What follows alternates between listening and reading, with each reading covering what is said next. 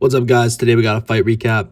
Last night, Jake Paul stepped into the ring against Anthony Joshua in a heavyweight showdown the whole internet was anticipating. This wasn't just another influencer scrap, though. This was Jake Paul testing his resolve against one of the greatest boxers of the last decade.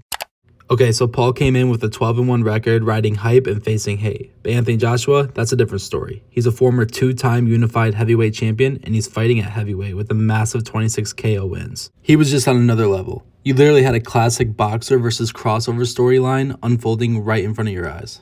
That being said, the early rounds were kind of strange. Both guys were feeling each other out, and there wasn't a ton of fireworks at first. But once Joshua found his rhythm, things got real. He started landing the jab and staggering Jake Paul with multiple combinations. This led to Jake Paul getting knocked out a few times in the 5th, and then in round 6, it happened.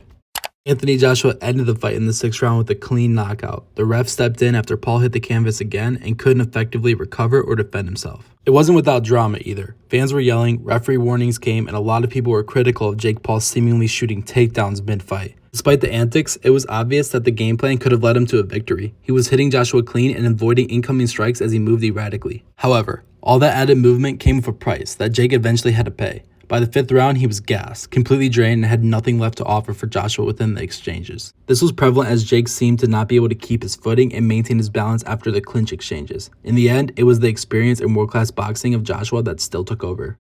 So now the big question, what's next for both guys? Talks of a potential Joshua versus Tyson Fury matchup in 2026 has caught the attention of many boxing fans. A showdown like this is a true blockbuster, and it's already got fans buzzing and it hasn't even been announced yet. As for Paul, he's got to bounce back, and that starts with recovering from a broken jaw that he suffered last night, and maybe he needs to rethink his game plan and approach moving forward. Regardless, this was a spectacle and a lot of questions were answered. The biggest one being Jake Paul's a real boxer, regardless of his game plan and approach and his skill set. He's a boxer that can stand there with some of the greats. Hit that like button if you enjoyed the recap. Tell me who you think Jake Paul should fight next in the comments, and subscribe if you want to see more quick fight breakdowns just like this.